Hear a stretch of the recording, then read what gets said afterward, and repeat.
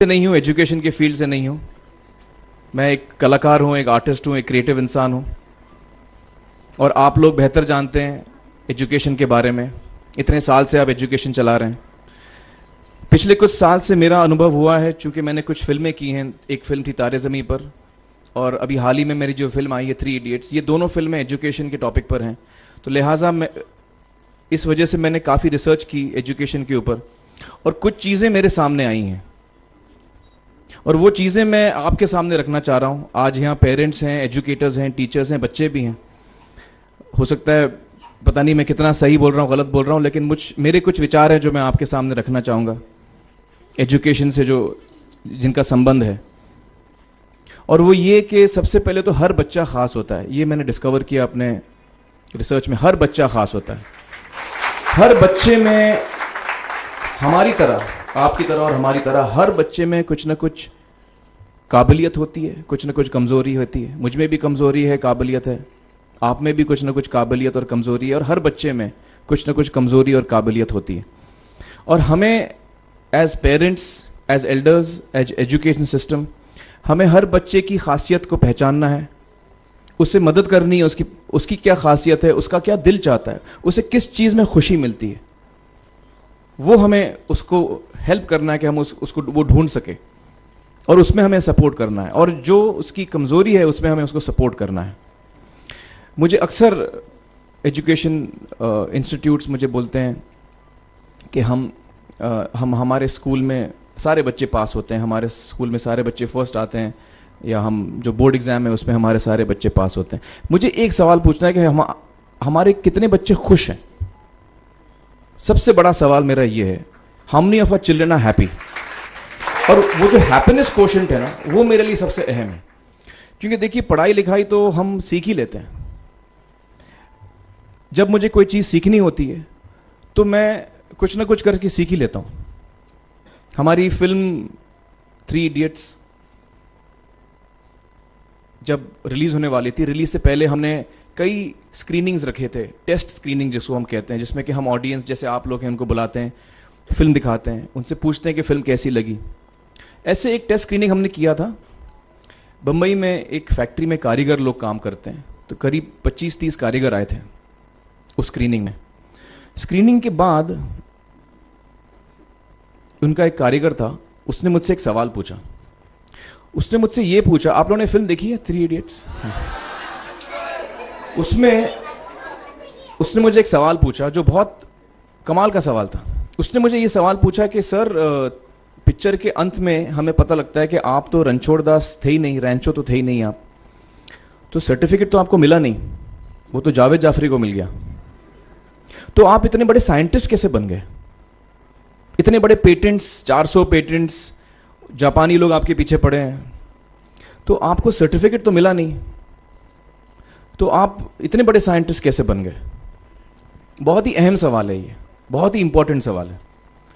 और ये जो मुद्दा है उसके हार्ट में जाता है ये, कि जब मैं एग्जाम के लिए रट के जवाब देता हूं और वो जवाब में मुझे नंबर मिलते हैं और मैं पास हो जाता हूं, तो मेरे हाथ में एक पर्चा आता है जो मुझे कहता है कि मैं पढ़ा लिखा हूं।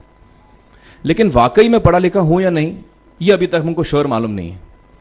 लेकिन जब आप नॉलेज चाहते हैं कि आपको मिले, विद्या मिले आपको, तो फिर वो कागज का मायने कुछ होता नहीं है। तो मैंने उसको जवाब में 2 सवाल पूछे। मैंने बोला उसको कि भैया, आपको क्या लगता है मैं अच्छा एक्टर हूं? उसने बोला हाँ, देश भर में आप सब लोग मानते हैं आपको, आप अच्छे एक्टर हैं। मैंने उससे कहा कि भैया, मेरे पास कोई सर्टिफिकेट नहीं है जो कहता है कि मैं अच्छा एक्टर हूं। मेरे पास कोई कागज नहीं है जो मुझे बोलता है कि मैं अच्छा एक्टर हूं। मैंने फिर उससे एक सवाल पूछा कि मैंने सुना आप बहुत अच्छे कटर हैं, आपके जो बॉस मुझे बताते हैं कि आप उनके मेन कटर हैं और आपकी बड़ी इज्जत करते हैं वो। आपके पास कोई पर्चा है, सर्टिफिकेट है जो मुझे बताता है कि आप कटर हो? उसने बोला नहीं सर। तो मैंने बोला आपका जवाब आपको इधर ही मिल गया। Education is beyond marks, education is beyond grades, education is what you learn. और मेरी इच्छा है कि हिंदुस्तान में हम एजुकेशन को इस नजरिए से देखें कि हम अपने बच्चों को वाकई शिक्षा दें। और शिक्षा हम खुशी से दें, क्योंकि शिक्षा में सिर्फ ज्ञान नहीं होता, शिक्षा में एक और चीज मिली हुई होती है, वो ये है कि हम अपने बच्चों को डेवलप करते हैं एज ह्यूमन बींग्स। आगे चल के वो जिंदगी में अच्छे इंसान बने, आगे चल के वो अपने पैरों पे खड़े रह सकें, आगे चल के वो इज्जत की जिंदगी जी सकें, आगे चल के वो दूसरों के बारे में ध्यान रखें, आगे चल के वो किसी के चेहरे पे मुस्कुराहट ला सकें, आगे चल के वो किसी की मदद कर सकें। This is what we should develop of our children. ये मेरी फीलिंग है। मैं जहां भी देखता हूं, ये मेरे साथ भी हुआ है जब मैं छोटा था।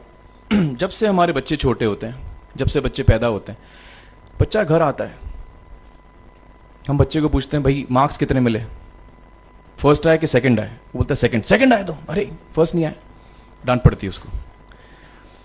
जो बोलता है मैं 10th आया तो उसकी तो हालत ही बुरी हो जाती है। बच्चे को लगता है यार ये फर्स्ट आना बड़ा जरूरी है। उसको रेस में हम पूछते हैं तुम रेस में फर्स्ट आए कि सेकंड आए, में हम उसको बचपन से, जब से वो केजी लोअर केजी में होता है, जब लोअर केजी में रेस होती है, चमचा मुंह में लगा के उसमें नींबू डाल के भागते हैं, उसमें भी हम बच्चे को पूछते हैं अरे मेरा बेटा फर्स्ट आएगा, ला ओ बेटा मेरा फर्स्ट आना, मतलब पेरेंट्स चिल्ला रहे हैं बेटा भागो, मतलब नींबू लेके भागो। तो उसमें होता क्या है कि बच्चे को लगता है कि यार ये बड़ा जरूरी है। मेरे पेरेंट्स को हमेशा, मेरे पेरेंट्स मुझे एक ही सवाल पूछते हैं, मैं फर्स्ट आया कि नहीं। उसके जहन में ये बात बैठ जाती है कि मेरे को अव्वल आना है, मेरे को कंपीट करना है, मेरे को बाकी लोग से आगे निकलना है। टीचर्स भी यही सवाल उसको पूछते हैं आमतौर पे, ये मेरे साथ हुआ है। होता क्या है कि जब वो बच्चा 21 साल का होता है तो वो बड़ा सेल्फिश हो जाता है, और उसको सेल्फिश हमने बनाया, हमारे सिस्टम ने बनाया। वो अपने बारे में सोचता है और किसी के बारे में नहीं सोचता है, क्योंकि यही हमने उसको ट्रेन किया है बचपन से। बचपन से हमने उसको यही ट्रेन किया कि बेटा तुम पहले आना, बाकी सब लोग को भूल जाओ। तो जब वो नौजवान बनता है तो उसका नजरिया सोसाइटी की तरफ यही हो जाता है कि भैया मुझे आगे बढ़ना है, बाकी सब बाय हुक और by crook I must succeed, I don't care about anybody else. मेरा ये दिल कहता है, मेरा ये दिल चाहता है कि अगर हम जितने यहां पेरेंट्स हैं, एडल्ट्स हैं, यंगस्टर्स हैं जो कल जाके पेरेंट्स बनेंगे, अगर हम अपने बच्चों को ये सीख दें जब वो छोटे हैं, जब वो घर आए हम उसको ये सवाल पूछें, ये नहीं पूछें कि मार्क्स कितने मिले, उसको ये पूछें कि बेटा आज तुमने किसकी मदद की, आज तुमने किसके चेहरे पे मुस्कुराहट लाई। अगर हम उसको ये पूछें तो उसको ये लगेगा कि यार जरूरी ये है। मेरे पेरेंट्स मुझे हमेशा ये पूछते हैं, मार्क्स का तो कभी पूछते नहीं, वो मुझसे ये पूछते हैं कि भैया तुमने किसको हेल्प किया आज। तो हेल्प करना लोगों को, लोगों के बारे में सोचना, लोगों के चेहरे पे मुस्कुराहट लाना, ये मेरे पेरेंट्स के लिए बड़ा इंपॉर्टेंट है। साइकोलॉजिकली वो इस चीज के साथ बड़ा होगा, स्कूल वही जाएगा, पढ़ाई लिखाई वही करेगा, वो उसका नजरिया थोड़ा बदल जाएगा। जब वो बच्चा नौजवान बनेगा, 21 साल का होगा, और सारे बच्चे उस उम्र के जब 21 साल के होंगे, हमारी सोसाइटी चेंज हो जाएगी।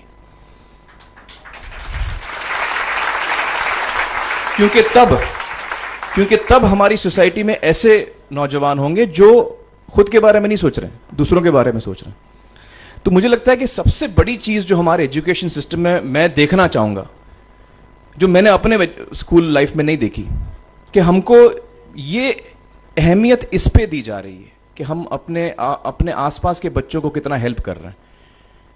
ये एक बहुत बड़ी तब्दीली अगर आ जाए तो मुझे लगता है कि हमारा देश बहुत सुधर सकता है, बहुत बदल सकता है, हम बहुत